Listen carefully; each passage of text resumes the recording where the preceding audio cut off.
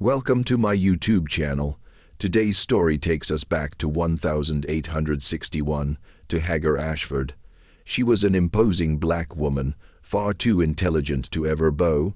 They attempted to crush her will. They tried to silence her thoughts. Instead, they ended up selling her 12 separate times. This story isn't an easy one. Take a moment, listen carefully before we dive in. Please subscribe to the channel and let us know in the comments which city and country you're listening from. Your voice helps keep these lives remembered, not wiped away. Now, let's begin. In the winter of 1861, a woman stood on a Virginia auction block in the freezing December wind. For the 12th time in her life. She stood nearly 6'4" tall. Her shoulders were as broad as a man's. Her hands were huge, calloused, and strong enough to snap a grown man's neck. But it wasn't her size that made buyers pause. It wasn't her strength that made plantation owners murmur warnings to one another across the crowded square. It was her eyes. Those eyes held something no enslaved person was ever supposed to have. They held strategy, they held endurance, they held the cold, blazing certainty of a woman who knew exactly what she was doing and exactly what would happen next. That morning, the auctioneer was a man named Samuel Crichton. He had been selling human beings for 23 years. He had seen thousands of men, women, and children pass through his hands. He had witnessed families ripped apart. He had listened to mothers scream as their infants were torn from their arms. None of it had ever troubled him. To Samuel Crichton, enslaved people were just livestock, nothing more. But this woman unsettled him. She had arrived at his auction house 3 days earlier, brought by a trader from Albemarle County who seemed almost relieved to be rid of her. When Samuel asked why she was being sold, the trader just shook his head and said 4 words that would haunt Samuel for the rest of his life. Asterisk, she destroys everything she touches. Asterisk, Samuel laughed at the time. He had dealt with strong-willed, enslaved people before. He had seen fighters, escapees, rebels. He knew how to break them all. A few days in the cellar without food or water, a few sessions with the whip, a few public examples, everyone eventually broke. But 3 days later, standing on that auction block, Samuel understood what the trader had meant. This woman hadn't tried to run. She hadn't fought back. She hadn't spoken a single word. She had simply stood there, day after day, watching everything with those terrible eyes. And in those 3 days, Samuel's best horse had broken its leg in the stable. His wife had discovered his mistress and left him, and his business partner had been arrested for forgery. Coincidence. That's what Samuel told himself, just coincidence. But when he looked into those eyes on that auction block, he wasn't so sure anymore. Her name was Hagar. She was 41 years old, and she was about to complete a plan that had taken her 12 years to carry out. This is her story. Hagar Ashford was born in the spring of 1820 on a tobacco plantation called Sweetwater, about 15 miles outside Richmond, Virginia. Her mother was a house slave named Ruth, who worked as a seamstress in the main house. Her father was unknown, though the lighter shade of Hagar's skin hinted at what everyone already knew but never spoke of. Ruth was an extraordinary woman. She had been born in Africa, captured at 12, and transported across the Atlantic in the hold of a slave ship. She had survived the Middle Passage. She had survived the auction blocks of Charleston. She had survived 30 years of bondage, and through it all, she had clung to something that should have been beaten out of her long ago. She had held onto her mind. Ruth could read, not just simple words, but complex texts in English and French. She had learned in secret over many years, stealing moments whenever she could. A newspaper left on a table, a discarded letter in the trash, pages from books used to light kitchen fires. Ruth collected words the way other enslaved people collected moments of rest. Each one was precious, each one was power, and Ruth understood something that most people in her position never learned. The true chains of slavery were not made of iron. They were made of ignorance.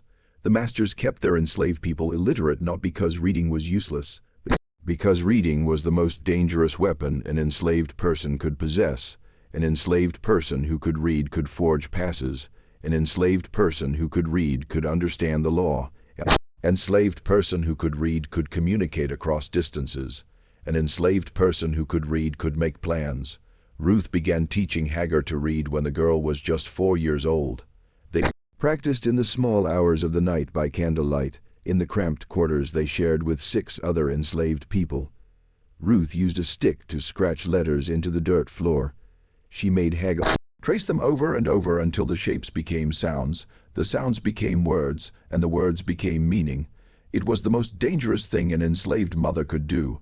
The penalty for teaching an enslaved person to read in Virginia was severe. For the teacher, 39 lashes and possible sale to the deep south. For the student, the same or worse. And for anyone who helped or knew and didn't report it, the punishment was just as harsh. But Ruth did it anyway, because Ruth understood that knowledge was the only inheritance she could give her daughter. The masters could take everything else, her body, her labor, her dignity. But they could not take what was inside her mind. By age 7, Hagar could read better than most white children in the county. By 10, she had devoured every book she could find, and by 12, she had discovered the library. The master of Sweetwater Plantation was a man named Charles Ashford. He was a wealthy tobacco planter with over 200 enslaved people and one of the finest private libraries in Virginia. That library contained over 3,000 volumes, including works of philosophy, history, law, mathematics, and science. Charles Ashford was proud of his library. He considered himself an educated man, a gentleman of culture and refinement. He had no idea that his most valuable possession was being systematically consumed by a 12-year-old enslaved girl. She had been chosen for this task because of her size and strength, which allowed her to move heavy furniture and reach high shelves. What no one realized was that Hagar had turned this chore into an education that would rival any university. She developed a system. Each morning, she would select one book from the shelves, memorize its exact location, and hide it in her clothing. During the day, between her other duties, she would find moments to read, a few pages at a time, in hidden corners of the plantation. At night, she would read by moonlight or by the glow of embers from a dying fire, and each morning before dawn, she would return the book to its exact spot on the shelf. She read Blackstone's commentaries on the laws of England and learned how property rights worked. She read Thomas Paine's common sense and understood that all men were supposed to be created equal. She read histories of slave revolts in the Caribbean and studied why they had succeeded or failed. She read books on agriculture, medicine, geography, and military strategy. She read anything and everything, consuming knowledge with a hunger that could never be satisfied, and she remembered everything. Hagar had been born with what people today would call a photographic memory. She could look at a page once and recall it perfectly years later. She could hear a conversation and repeat it word for word decades after it happened. Her mind was like a vast library of its own, and every book she read, every word she heard, every face she saw was filed away in perfect order, ready to be retrieved whenever she needed it. This gift would one day save her life, but first it would destroy everything she loved. On a humid August morning in 1832, Charles Ashford walked into his library and found Hagar standing by the window, reading a leather-bound copy of Cicero's orations in the original Latin. She had grown careless. After years of perfect caution, she had become absorbed in a passage about justice and revenge, and she had not heard the master's footsteps in the hallway. For a long moment, neither of them moved. Hagar stood there with the book in her hands, watching Charles Ashford's face cycle through confusion, disbelief, and finally cold fury. "Where did you learn that?" he asked. His voice was quiet, but there was a tremor in it that Hagar had never heard before. She said nothing. There was nothing to say. She had been caught, and they both knew what that meant. Charles Ashford was not a cruel man by the standards of his time. He rarely whipped his enslaved people. He didn't casually break up families. He provided adequate food, clothing, and medical care. He considered himself a Christian and a gentleman, and he sincerely believed that slavery was a positive good for the African race, lifting them from savagery into civilization. But what he was looking at now terrified him in a way he couldn't quite articulate. This was not just an enslaved person who had learned to read. This was an enslaved person who could read Latin. This was an enslaved person standing in his library, surrounded by his books, absorbing his knowledge, thinking thoughts no enslaved person was ever supposed to think. This was a threat to everything he believed about the natural order of the world. "Who taught you?" he demanded. Hagar remained silent. She knew that her answer would determine not just her fate, but her mother's as well. If she confessed that Ruth had taught her, Ruth would be sold to the deep south, to the cotton fields and sugar plantations where enslaved people were worked to death in a few years. If she lied and said she had taught herself, she might be able to protect her mother. But Charles Ashford was not a stupid man. He had already figured it out. That night, Ruth was dragged from her bed and brought to the whipping post in the center of the enslaved quarters. Every enslaved person on the plantation was forced to watch as the overseer delivered 39 lashes to her bare back. The whip was made of cowhide, weighted with metal at the tips. Each stroke tore the flesh open. By the 15th lash, Ruth had stopped screaming. By the 30th, she had lost consciousness, but the punishment was not over. The next morning, still bleeding from her wounds, Ruth was loaded onto a wagon and taken to the slave market in Richmond. Charles Ashford had decided that having a literate enslaved person on his plantation was too dangerous, even after punishment. Ruth had to go. Hagar begged to be allowed to say goodbye. She was denied. She begged to be sold with her mother. She was denied. She begged to know where her mother was being sent. She was denied. The last image Hagar ever had of her mother was the back of that wagon disappearing down the dusty road, carrying Ruth away to a fate Hagar could only imagine. She never saw her mother again. She never learned where Ruth was sold or what happened to her. For all Hagar knew, her mother could have died on a cotton plantation in Mississippi, a sugar plantation in Louisiana, or a rice plantation in South Carolina. The South had swallowed her whole, and there was no way to find her. Hagar was 12 years old, and something inside her died that day, something soft and hopeful and human. It was replaced by something else, something cold and hard and patient, something that would wait as long as it needed to wait and do whatever it needed to do until justice was served. She made a vow that morning, standing in the dust where the wagon had been, staring at the empty road, she would make them pay. Not just Charles Ashford, though he would certainly pay, all of them, every plantation owner, every slave trader, every overseer, every white person who had ever participated in this monstrous system. She would find a way to make them all pay.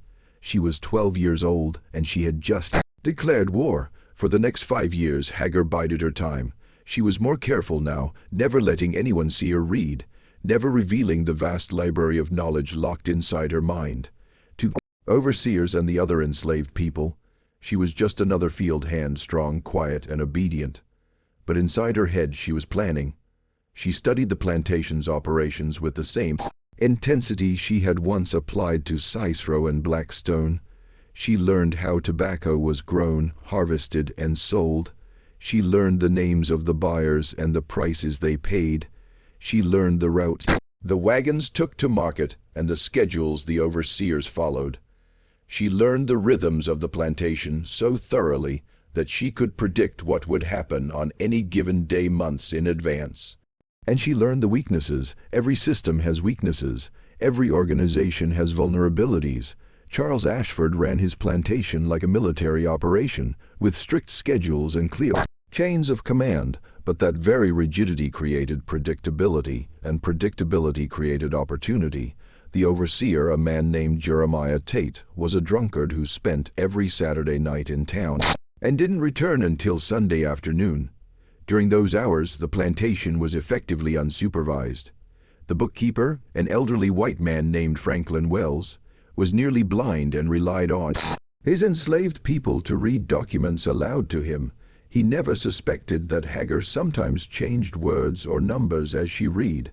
The enslaved quarters were inspected every week, but always on Wednesday mornings, giving anyone who wanted to hide something plenty of time to prepare, and the library, despite what had happened with Ruth, remained accessible. Charles Ashford had not changed the locks or restricted access. He believed that the brutal lesson of Ruth's punishment had taught all his enslaved people to stay away from books forever. He was wrong. In 1837, when Hagar was 17, Charles Ashford made a decision that would seal his fate. He decided to expand his operations by purchasing a neighboring plantation called Willow Creek. The acquisition required a significant loan from a Richmond bank, and the loan documents were kept in a locked drawer in Charles Ashford's study. Hagar had been watching that drawer for months. She knew which key opened it, where that key was kept, and what hours of the day the study was empty. One night in October, while the household slept, she made her move. She did not take anything from the drawer that would have been noticed immediately. Instead, she read everything inside it, every document, every contract, every letter. Then she put everything back exactly as she had found it and returned to her quarters. Before dawn, what she learned changed everything. The loan documents contained a clause that Hagar had never seen before but immediately recognized as significant. If Charles Ashford failed to make 3 consecutive payments, the bank had the right to seize not just Willow Creek, but Sweetwater as well, including all assets and enslaved people. The entire Ashford fortune was leveraged against this one acquisition. It was a tremendous risk. If the tobacco crop failed, if prices dropped, if anything went wrong, Charles Ashford could lose everything. Hagar saw the opportunity immediately. But she also saw the problem. If the plantation failed, the enslaved people would be sold at auction, scattered across the South, their families destroyed. Many of them might end up in far worse situations than they were in now, and Hagar would lose any chance of finding her mother or executing the larger plan that was slowly taking shape in her mind. She needed to be more strategic. She needed to think not just about destroying this one plantation, but about building something larger, a network, a system, a weapon that could strike at the heart of slavery itself. And for that, she needed to be sold. It sounds insane. What enslaved person would ever want to be sold? The auction block was every enslaved person's worst nightmare, the place where families were destroyed and died. But Hagar understood something the masters never did. The greatest power comes from movement. An enslaved person who stayed on one plantation their entire life knew only that one plantation, its fields, its rhythms, its people, but nothing of the larger world.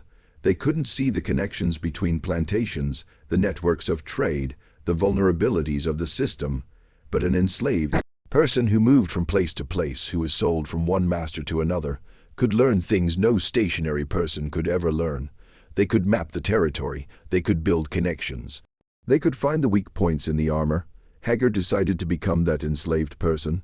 The question was how. Enslaved people did not get to choose when or whether they were sold. That decision belonged to the master alone. Hagar needed to find a way to make Charles Ashford want to sell her, while ensuring she was sold to someone specific in a place she chose. The answer came from an unlikely source, the overseer's wife. Martha Tate was a bitter, jealous woman who had long suspected that her husband was taking liberties with the enslaved women on the plantation. She was right, of course. Jeremiah Tate was a predator who used his position of power to assault women who had no ability to refuse. But Martha had never been able to prove it, and confronting her husband directly would only lead to violence against herself. Hagar saw an opportunity. She began leaving evidence where Martha would find it. A torn piece of fabric from an enslaved woman's dress hidden in Jeremiah's coat pocket, scratches on his back that could only have come from fingernails, whispered rumors that reached Martha through the house servants who attended her. Martha's jealousy grew into rage, and her rage grew into action. She began making her husband's life miserable, accusing him of infidelity, threatening to leave him, demanding that he get rid of the enslaved women she suspected. And because Jeremiah Tate was a weak man who couldn't stand up to his wife, he began looking for scapegoats. Hagar made sure she was one of them. She started being clumsy in her work, breaking tools, spilling water, making small mistakes that drew the overseer's attention. She made sure to be nearby whenever Martha was watching, cultivating a look that could be interpreted as defiance or desire, depending on who was looking. And she began muttering to herself in Latin when she thought no one was listening, just loud enough to be overheard by people who would report it. Within 3 months, Jeremiah Tate had convinced Charles Ashford that Hagar was too dangerous to keep, not because of her size or her strength, but because of her mind. The reports of her speaking in strange languages, the rumors of her unnatural abilities, the way she seemed to know things she shouldn't know, all of it combined to create a portrait of an enslaved person who was more trouble than she was worth. In the spring of 1838, Hagar Ashford was sold for the first time. She was purchased by a man named Thomas Redford, who owned a medium-sized tobacco plantation about 40 miles from Sweetwater. Hagar had researched him thoroughly before maneuvering herself into being sold. She knew that his plantation bordered 3 others, that he had connections to traders who moved enslaved people between Virginia and Kentucky, and that he had a gambling problem slowly eating away at his fortune. She also knew that his library, while smaller than Charles Ashford's, contained something Sweetwater's had not: a complete set of Virginia legal codes. Hagar had a plan. She was going to learn the law so thoroughly that she could use it as a weapon. She was going to find every loophole, every ambiguity, every vulnerability in the legal system that held her and millions of others in bondage, and then she was going to exploit them all. But first, she had to survive. Thomas Redford was not like Charles Ashford. He was not a gentleman who prided himself on treating his enslaved people humanely. He was a desperate man drowning in debt, who saw his enslaved people as assets to be squeezed for every drop of value. He worked them from dawn until long after dark. He provided minimal food and clothing. He used the whip liberally for any infraction, real or imagined. And he had a particular interest in Hagar, not a sexual interest, thankfully. Thomas Redford preferred younger, smaller women, but he had heard rumors about Hagar, about her strange abilities and her supposedly evil nature, and he was intrigued. He bought her specifically because he wanted to break her, to prove that there was nothing special about her, that she was just another piece of property to be used and discarded. He had no idea what he was dealing with. Hagar spent her first month on the Redford plantation learning the rhythms and routines, just as she had at Sweetwater. She worked hard, kept her head down, and gave no sign of the fire burning inside her. She let Thomas Redford believe that she was just another enslaved person, broken by the journey and terrified of her new master. But at night, while the others slept, she was reading. Thomas Redford's library was in his study, which was locked at night, but locks meant nothing to Hagar. She had taught herself to pick them years ago, using techniques she had read about in a book on metallurgy and mechanical engineering. She could open any lock on the plantation in under a minute, and she made sure to practice until she could do it without making a sound. Every night for hours, she sat in that dark study and read by moonlight, filling her mind with the laws of Virginia. She learned about property rights and contract law, about deeds and transfers, about the legal definitions of slavery and the rare circumstances under which an enslaved person could be freed. She learned about the courts and how they operated, about the judges and their precedents, about the endless bureaucracy that kept the system running, and she began to see the cracks. The legal system that supported slavery was vast and complex, but it was also old and inconsistent. Laws passed in one decade contradicted laws passed in another. Definitions varied from county to county.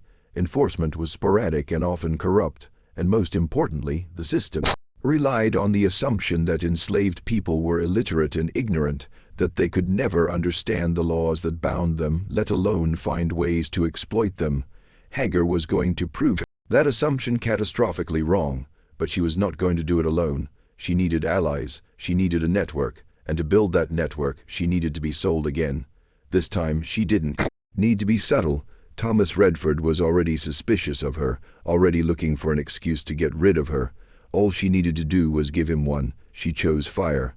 Not a large fire, not a dangerous fire, just a small blaze in the tobacco drying barn, started with a candle and some dry leaves, easily extinguished before it could spread. But enough to cause damage, enough to cause fear. Enough to make Thomas Redford believe that the rumors about Hagar were true, that she was dangerous and destructive and needed to be gone.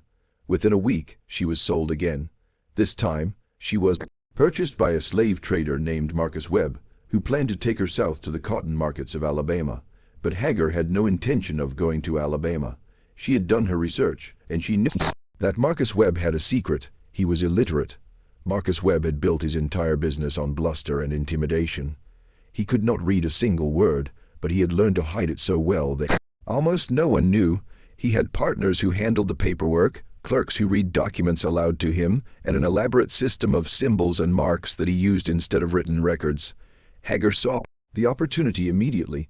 On the second night of the journey south, while the other enslaved people were chained in the wagon and Marcus Webb was sleeping by the fire, Hagar made her move. She had already worked her way out of her chains using a technique she had taught herself years ago. She approached Marcus Webb silently, a stolen knife in her hand, and pressed it against his throat before he could wake. "I know you can't read," she said quietly, "and I know what that means for your business. If your partners find out, if your buyers find out, you'll be ruined. Everything you've built will be gone." Marcus Webb's eyes went wide with terror. No enslaved person had ever spoken to him like this. No one had ever held a knife to his throat. He was completely at her mercy. "I'm going to make you an offer," Hagar continued.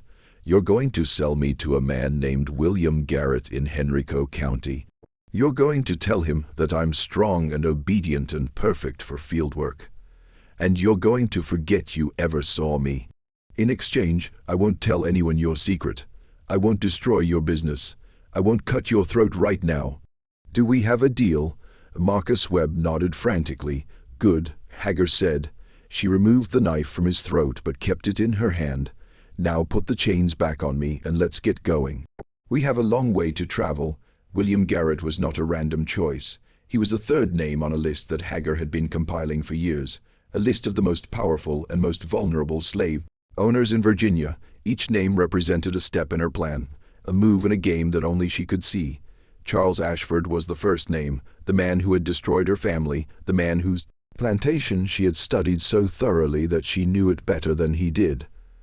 Thomas Redford was the second name, a gambler and a drunk, easy to manipulate, useful for gathering information about the slave trade routes, and William Garrett was the third name because William Garrett was Charles Ashford's cousin, because William Garrett had helped arrange the sale of Ruth to the Deep South, and because William Garrett's plantation was the hub of a network connecting a dozen of the largest slave-holding families in Virginia.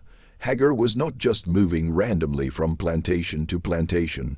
She was climbing a ladder, moving closer and closer to the center of power, gathering information and building connections at every step. And when she reached the top, she was going to push the whole thing down, but first, she had to survive William Garrett. William Garrett was the worst kind of master, intelligent and cruel, patient and vicious, a man who took pleasure in breaking the spirits of his enslaved people. He did not use the whip for punishment, he used it for entertainment. He did not sell troublesome people. He tortured them until they died or went mad, and he had heard the story about Hagar. When Marcus Webb delivered her to Garrett's plantation, William was waiting at the gate. He was a tall, thin man with pale blue eyes and a smile that never reached them. He looked at Hagar the way a scientist looks at a specimen, calculating and cold. "So this is the famous Hagar," he said, "the slave who destroys everything she touches. The one who speaks in tongues and reads forbidden books. The one who knows things she shouldn't know." He walked around her slowly, examining her like livestock at auction. "You don't look special to me," he continued. "You look like every other field hand I've ever owned. Big, strong, useful for heavy labor. But there's something in your eyes, isn't there? Something the others don't have." He stopped in front of her and leaned close. "I'm going to enjoy finding out what it is," he whispered, "and I'm going to enjoy destroying it." Hagar said nothing. She kept her eyes lowered, her face blank, her body still. She had learned long ago that the best defense against men like William Garrett was to give them nothing to react to, no fear, no anger, no defiance, just emptiness. William Garrett frowned. He had expected more terror or resistance or something he could use against her. Instead, he got nothing. "Take her to the quarters," he said to the overseer. "Put her to work in the fields and watch her every moment of every day. I want to know everything she does." Hagar was led away, but not before she caught one last glimpse of William Garrett's face. In that moment, she saw something that made her blood run cold. He was not just cruel, he was intelligent. He suspected there was more to her than met the eye, and he was determined to find out what it was. He was going to watch her, study her, test her, looking for any sign of weakness or deception. This was going to be the most dangerous game she had ever played, and the stakes were her life. The next 3 years were the hardest of Hagar's existence.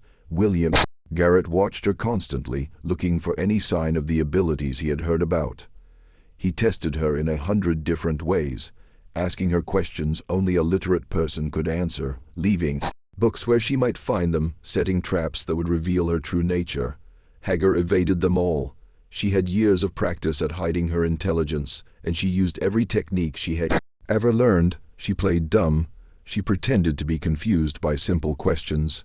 She handled books like they were strange alien objects that meant nothing to her. She even occasionally made mistakes in her work that a smart person would never make, reinforcing the impression that she was just another strong, stupid field hand. But it was exhausting, the constant vigilance, the endless deception. The knowledge that a single slip could mean torture and death. There were nights when Hagar lay in her tiny cabin and wondered if it was worth it, nights when she thought about giving up, about letting William Garrett win, about accepting that she would die on this plantation like so many others before her. But then she would think about her mother, about Ruth, who had risked everything to give her daughter the gift of knowledge, about the wagon disappearing down the dusty road, about the promise she had made to herself on that terrible morning. And she would get up the next day and keep fighting. During those 3 years, Hagar accomplished something remarkable. Despite William Garrett's constant surveillance, she managed to build the beginnings of a network. She identified other enslaved people who could be trusted, who were willing to take risks, who shared her hunger for freedom and justice. She taught them signals and codes, ways of communicating that looked like normal behavior to anyone who didn't know what to look for. She began mapping the connections between plantations, the routes that enslaved people traveled, the people who could be bribed or manipulated, and she learned things about William Garrett that he would have killed to keep secret. She learned that he was heavily in debt to a bank in Richmond, that his wife was having an affair with the local minister, that he had forged documents to claim land that rightfully belonged to his neighbor, that he had killed an enslaved person 3 years earlier and covered it up, telling the authorities the man had run away. Each piece of information was filed away in that perfect memory of hers, waiting for the right moment to be used. That moment came in the fall of 1841.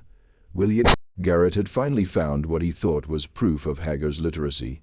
An enslaved person from a neighboring plantation had been caught with a book, and under torture, he had confessed that Hagar had taught him to read. It was a lie. Hagar had never seen the man before, but William Garrett didn't care about the truth. He cared about finally breaking the woman who had defied him for 3 years. He called her to the main house and confronted her with the accusation. He showed her the confession.